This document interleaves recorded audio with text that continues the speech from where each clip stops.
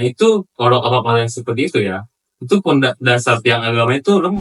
Satu kata dari saya yaitu HTS, harus tetap sholat. Kayak anak muda kayak kita ya, Iya. kebanyakan kan kalau lihat dari lapangan nih. Iya, ya, sholatnya main-main. Nah, gitu. suatu main-main. Tapi kalau bareng-bareng gitu kan. Iya. Nah, kalau menurut aku, kalau misalnya 4 rakaat, sebaiknya kita lakukan namanya sujud sahwi. Karena sholat itu kayak seperti hal biasa, bukan kewajiban. Makanya orang tuh enggak. Karena Allah Akbar, kalau dalam bahasa Indonesia Allah Maha Besar.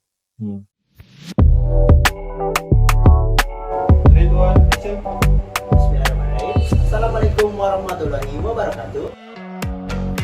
Saya Alfandi Aji Putra Firdaus dengan NPM 2340401043. Saya Muhammad Azon Syadaris dengan NPM 2340401047. Saya Raffi Fadila Faisal dengan NPM 2340401038. Dan kali ini kami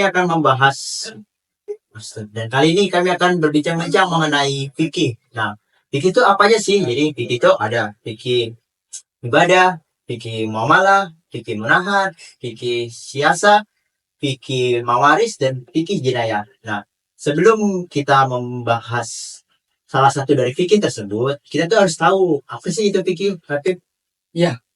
Fikih itu adalah ilmu yang berkaitan tentang aturan Islam, tapi bersumber dengan Al-Quran maupun Sunnah. Nah, tujuan dari fikih itu apa? Tujuannya adalah membimbing umat Islam agar di jalan yang benar. Nah, tapi kami di sini akan berbincang-bincang tentang fikih ibadah. Silakan Azal. Masuk membahas fikih ibadah ya. Iya. Nah, di fikih ibadah ini kita membahas bentuk-bentuk penyembahan kita sebagai hamba terhadap Tuhan. Nah, di fikih ibadah ini banyak bentuk-bentuk rasa penyembahan kita terhadap Allah Subhanahu wa taala, seperti sholat, puasa, sedekah, dan haji. Nah, tapi di sini saya kan fokusnya cuma di sholat. Kenapa saya pilih sholat? Karena ini sholat adalah, kalau dikatakan di hadis itu tiang agama. Nah, tiang agama ini kenapa dikatakan tiang agama? Nah, sholat ini sebagai dasar dari agama kita. Apabila hambanya sholatnya kuat, sholatnya tepat waktu, berjamaah terus, nah dasar dari imannya itu kuat, fondasinya itu kuat. Jadi bangunan-bangunan di atasnya itu kuat, jadi kokoh. Nah, berbeda dari yang sholatnya itu tidak bagus. Contohnya itu kayak anak muda kayak kita ya. Iya. Kebanyakan kan kalau lihat dari lapangan nih. Ya, sholatnya main-main. Nah, gitu. sholat main-main. Tapi kalau bareng-bareng gitu kan. Ya. Sholat tuh dianggap kayak bercandaan. Sholat tuh bentuk ibadah kita terhadap Allah Subhanahu wa taala. Nah, itu kalau orang-orang yang seperti itu ya, itu pun dasar tiang agama itu lemah. Jadi kalau mereka membuat amalan-amalan yang lainnya itu akan nggak kokoh, akan ambruk. Aku nanya sedikit, kenapa harus sholat yang jadi tiang agama? Kenapa nggak kayak ibadah lainnya seperti haji atau puasa atau zakat? Itu yang bisa menjadi tiang agama. Kenapa harus sholat?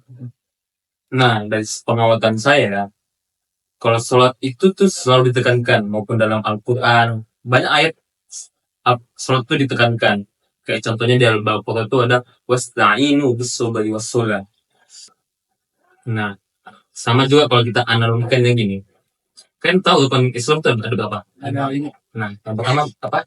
syahadat, Kedua, sholat, tiga, puasa, empat, zakat, lima, Haji. haji bagi yang mampu. Nah, kita analogikan gini. Syahadat, sholat. Nah, kita langsung skip yang ketiganya ya. Zakat, sedekah. Nah, sedekah ini kalau dia kurang miskin, dia bisa apa enggak? Enggak kan? Iya, nggak bisa. Tergantung sih kayak mana kondisi ekonomi seseorang. Tapi rata-rata kalau kelihatan realitasnya. Iya. Kalau puasa, kalau dia sakit, dia nggak bisa puasa. Diajarkan untuk hal berpuasa sih. Kalau haji, apalagi haji. Iya. Haji apabila yang mampu. Nah, nggak semua orang kan bisa mampu haji. Nah, kalau kita kembali ke poin pertama dan kedua, syahadat. Syahadat ini bisa lah sekali seumur hidup. Iya, karena salah satu cara masuk Islam. Iya, syarat masuk Islam. Nah, yang kedua sholat. Kenapa kamu saudara bertanya tadi sholat itu penting banget? Nah, kalau dia miskin atau kurang mampu, dia nggak bisa sedekah, tapi dia masih bisa Sholat. Nah, kalau dia sakit, masih biasa. masih sesuai. Nah, itu kenapa sholat itu kayak penting banget. Kayak bentuk ibadah kita lah. Bentuk bagaimana hambanya menilai kalau kita rajin sholat itu berarti iman kita kuat. Bagi bentuk rasa syukur juga. Iya. Walaupun sudah dikasih hidup, sudah dikasih rezeki, tak bisa menjalani hari itu juga. Berarti kalau orang yang kadang sholat, kadang enggak, itu gimana? Nah, itu pribadi ya. Kalau dari saya itu berarti mungkin ada yang kurang dari imannya. Nah, imannya itu kan, kadang iman kita itu kan merasa hari ini iman kita naik, jadi kita merasa rajin. Terus besoknya tiba-tiba turun. Itu apa sih penyebabnya tuh biasanya tuh? Apalagi anak muda sekarang tuh, nah, kan biasa sering imannya naik turun gitu. Kalau dia Kalau aku, menurut aku tuh itu banyak banyak banyak itu banyak banyak apa ya banyak Yang faktor. faktor ya banyak faktor. Salah satunya kan sekarang nih eranya Gen Z ini banyak yang namanya teknologi. Nah, iya. Teknologi ini kan pasti Gen Z nih biasanya setiap jam main HP, setiap menit main HP. Itu salah satu yang bikin anak zaman sekarang tuh jarang sholat. Karena mereka termotivasi sama HP sendiri. Terlalu terfokus sama Iya. ini ya, apa yang Orang mana ya? tua saya kata aja bilang, ini HP ini adalah salah satu setan di Gen Z. Seperti itu. Faktornya. Jadi, kalau dari saya, ya, kalau di dalam sana, silakan. kalau kan tadi naik turunnya iman. Iya, nanti ini. Nah, itu harus perlu dipertanyakan tuh sholatnya. Apakah dia menunaikan sholat sebagai formalitas aja, hanya menjalankan gerakan-gerakan dan bacaan dalam hati doang, tidak menemukan esensi apa sih itu sholat. Nah, saya tanya, apa sih esensi sholat? Definisi sholat tuh kayak hal wajib gitu bagi umat Islam misalnya. Karena itu udah ibadah yang paling penting di antara ibadah lainnya. Apa esensi sholat? Salah satu kewajiban umat Islam untuk memberi rasa syukur kepada Allah Subhanahu wa Ta'ala. Pernah nggak? Pernah sholat khusyuk sama enggak? Pernah. Nah, Beda nggak nikmatnya? Beda kan? iya. Nah, kalau di bawah pressure pasti biasanya nggak khusyuk. Kalau kita lagi nyantai, terus rasanya pengen sholat, itu pasti pengen banget. Beda kalau yang kayak kita kan Gen Z nih sibuk, misal kalau kita kuliah ya. Iya. Apalagi kita mahasiswa nih kan, kita kuliah nih. Misal kita kuliah jam 10 sampai sebelum zuhur. Nah itu materi itu berat banget. Apalagi ditambah ada tugas. Iya, betul. Nah tiba-tiba kita sholat nih. Pasti kalau kita sholat, Allahu Akbar, pasti ada pikiran-pikiran mengganggu. Kayak, tugas nanti gimana ya? Aku lapar, habis ini mau makan apa? Pokoknya kemana-mana lah pikiran Iya. kita tuh. Sebenarnya itu ada setan. Dari hadis Umar, ya ada sahabat Rasulullah SAW nanya ke, kalau nggak salah ya, nama sahabatnya tuh Amir bin apa gitu. Dan nanya, wahai Rasulullah, ketika saya melaksanakan sholat, ada setan yang membisikkan saya, yang membuat saya harus tidak khusyuk. Kayak seolah kasih godaan kayak, ingatlah kamu mesti makan apa, ingatlah kamu mau ngapain. Itu ada tipsnya. Jadi Rasulullah berkata, ketika kamu diganggu, baca isti'adzin. Isti'adzin itu astagfirullahaladzim. Jadi baca tiup ketiga kali ke kiri. Tiup bukan meludah ya, tapi dia itu meludah juga. Jadi itu ada setan namanya Hanzab. Jadi solusinya tuh yang ini ya, yang baca astagfirullahaladzim, tiup ke kiri 3 kali. Jadi ini kan kita ini udah apa nih ya, udah lewat lah permasalahan khusyuk dan khusyuk. Nah, terus tiba-tiba kita lupa rakaat, itu gimana? Kayak kita ini udah rakaat keempat, tapi dalam pikiran kita tiba-tiba kepikiran, jadi masih rakaat ketiga atau rakaat keempat ya? Itu termasuk juga dong di khusyuk. Kalau kamu khusyuk berarti kamu Misalnya udah kita lakuin apa yang Rasulullah katakan tuh, itu bakal gimana? Kalau menurut aku, kalau misalnya 4 rakaat, sebaiknya kita lakukan namanya sujud sahwi. Seperti itu. ya saya juga sering ya. Iya. Kayak ragu, saya ini rakaat ketiga atau keempat nih. Iya, itu. Apalagi kalau di rumah kan, kalau di masjid pastinya kita Pasti ikut enggak. imam. Kalau di rumah Iya. pasti kita Kalau sholat sendiri aja di Iya, rumah. sholat sendiri. Jadi kan kita harus mikirin nih rakaatnya udah tahun berapa Yes. gitu. Nah, sekarang ini kan lagi di era Gen Z. Ada yang namanya tren itu FOMO, fear out of missing. Nah, yang dimana FOMO ini adalah aku ketinggalan tren. Nih, banyak tren sekarang ini kan orang lagi beribadah di video, misal sholat di depannya ada video, lagi baca Al-Quran di video, lagi apa-apa zakat di video. Itu menurut kalian tuh gimana sih? Bagus atau enggak? Apa gimana gitu? Ini mau jawab terus saya. Kayaknya itu apa ya, terlalu udah kebanyakan sih yang gitu, udah berlebihan ya. Itu tadi ngomong kayak orang tuh sekarang terlalu banyak kecanduan di medsos. Jadi apa-apa mereka tuh pengen memperlihatkan ke orang lain, ke halayak banyak gitu. Jadi tiba-tiba kan pengen ngaji nih, pengen kelihatan lagi ibadah jadi foto gitu. Karena seharusnya tuh niatkan kita tuh untuk ngaji atau sholat, kita niatkan untuk Allah gitu, untuk mengkomunikasikan diri kita pada Allah, pada Tuhan yang menciptakan kita. Bukan malah ya, kita tuh untuk memperlihatkannya pada orang lain gitu. Itu bagaimana? Kalau dari saya pribadi itu tergantung niatnya. Iya.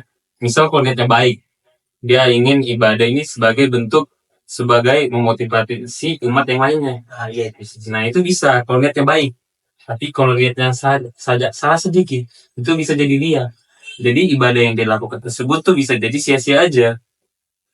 Jadi cuma dapat capeknya aja, cuma dapat hikmahnya aja kalau Iya. namanya. Jadi kayak percuma aja gitu.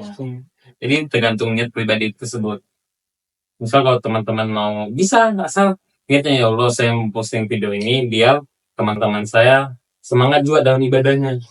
Itu salah satunya yang bagus Iya. buat konten kayak buat konten ibadah ya. Salah Iya. satunya betul. Jadi biar apa namanya, isi sosial media anak-anak muda, terutama Gen Z itu biar nggak isi hal-hal yang buruk atau apa, jadi diselingin sama hal-hal yang baik seperti ibadah atau sebagainya gitu kan. Nah ini menarik nih, ada satu penyakit anak muda.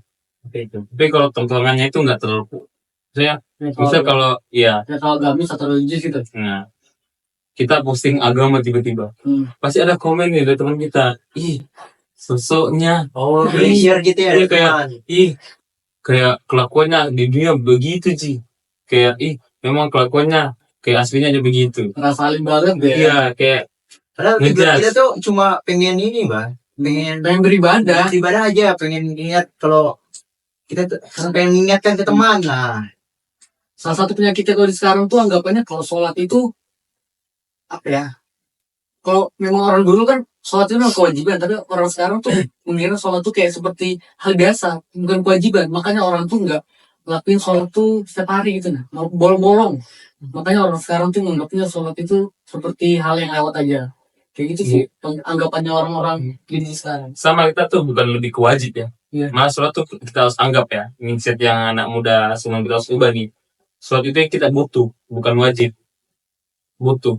Jadi seolah-olah kita tuh, oh ya sholat zuhur ya saya butuh nih, saya mau hilangkan masalah saya, mau ringankan masalah yang terjadi di pagi hari. Jadi harus diubah itu mindsetnya. kayak kita tuh menganggap kayak sholat tuh kayak udah waktunya untuk mengistirahatkan diri kita sejenak gitu. Nah, sebelum kita lanjut ke aktivitas lain seperti kayak tadi tuh sholat zuhur kan, kita istirahat sejenak dulu. Kayak wudu, untuk ngaji sebentar, sholat sunnah sebelum waktunya sholat wajib. Jadi pikiran kita tuh bisa lebih tenang sebelum kita lanjut ke aktivitas kita di siang hari gitu. Sebenarnya. Jadi kayak ngecas gitu ya. Ya, kayak ngecas. Walaupun 5 menit kayak berarti gitu kan. Ya bisa dikat kok. Iya. Enggak. Kurang lebih sih bahas apa lagi ya guys ya? Bahas sholat ya. Ini ada mungkin dari saya tuh ada tips-tips biar khusyuk, biar enak kita ngejalanin.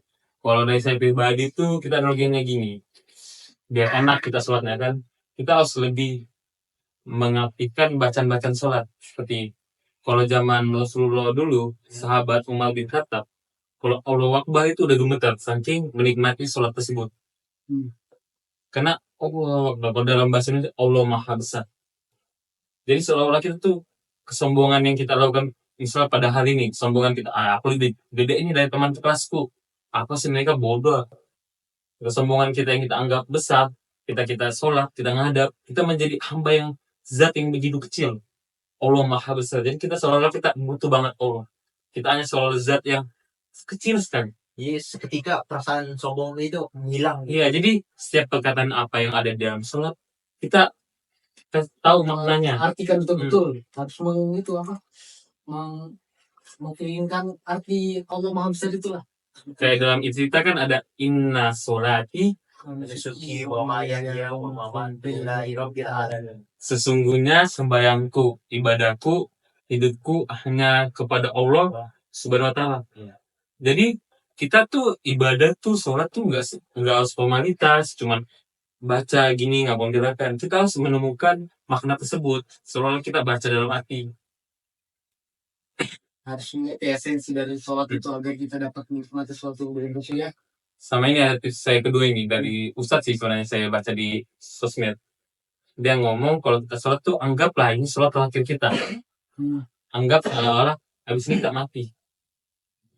Jadi kalau kita udah anggapan gitu, kita sholat kita tuh udah sangat sungguh-sungguh.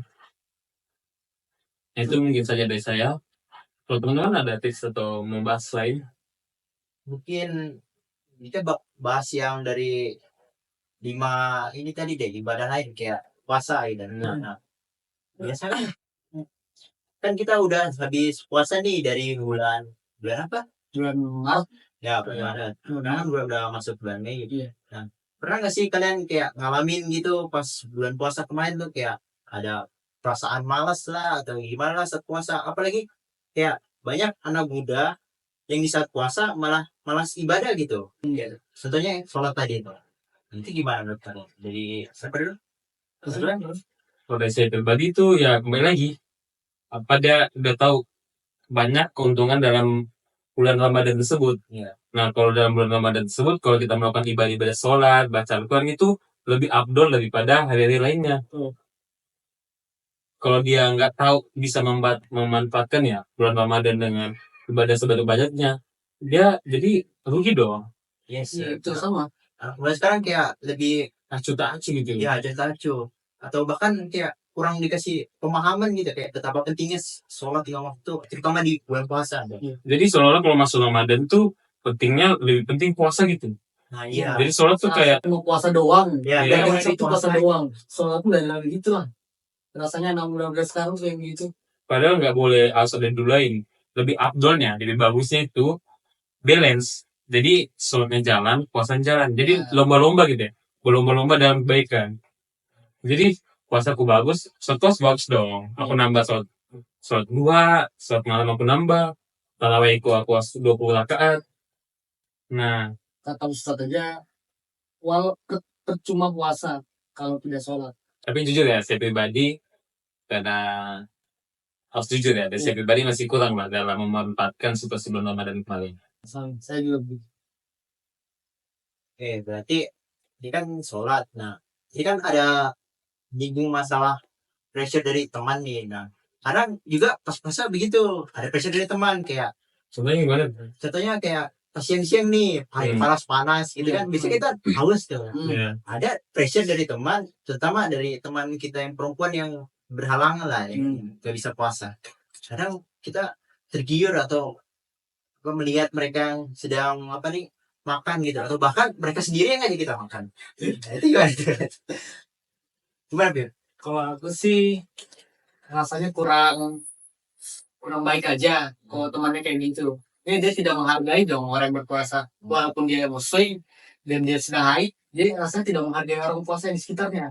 Itu merasa itu buat orang muslim terganggu gitu. Walaupun itu sih. Kalau itu gimana? Kalau saya, biasanya itu terjadi dari candaan kecil. Niatnya cuma candaan ya. Ya bercanda gitu kan. Nah, itu yang biasa tuh harus kita hilangkan di gadget ini loh. Biar sekarang dia gitu. Iya. Bercandaan yang anggapnya sepele tapi berdampaknya gede kalau udah menjadi kebiasaan. Kalau udah jadi kebiasaan, udah jadi watak, susah diubah. Nah, kalau kita ngingatin nih, jangan bercanda gitu dong, nggak baik. Pasti responnya kadang ada yang lain gitu kan. Iya, pasti. Ya apa sih lebaynya? Bercanda kecil doang. Nah, itu harus diubah tuh pola pikiran.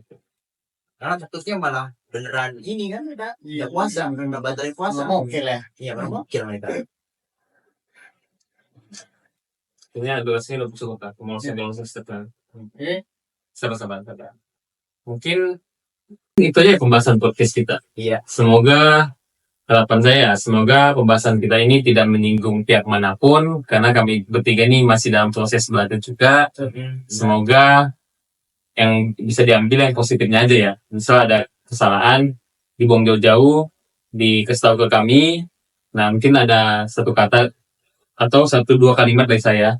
Semoga yang nonton, termasuk saya pribadi dan teman saya juga berdua, semoga di tengah riuhnya perkembangan zaman, kita tetap menjadi hamba yang tidak menormalisasikan apa yang dilarang agama. Tetap berpegang teguh pada haram ya haram, halal ya halal. Dan juga pentingnya kita, terutama anak muda, harus ingat ini. Satu kata dari saya yaitu HTS, harus tetap sholat. Itu adalah hal yang penting dan wajib, terutama bagi anak muda sekarang yang biasa sering meninggalkan sholat atau apa. Itu kita harus mulai lebih rajin lagi dalam sholat dan harus mengusyukkan diri lagi dalam sholat dan tidak menganggap itu hanya sekedar sekedar keharusan, tapi kita harus butuh sholat tersebut dalam kehidupan kita sekarang ini. Mungkin sekian dari kami. Wabillahi taufiq wal hidayah. Wassalamualaikum warahmatullahi wabarakatuh.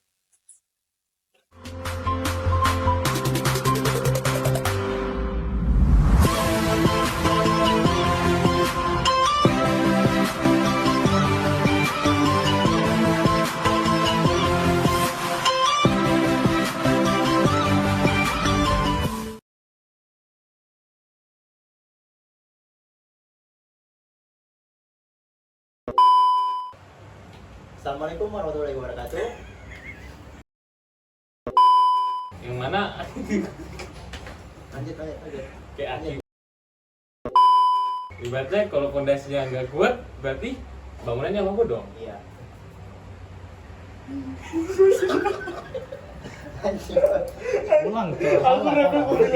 Kenapa bisa lepas? Manipulasinya, iya. Lanjut.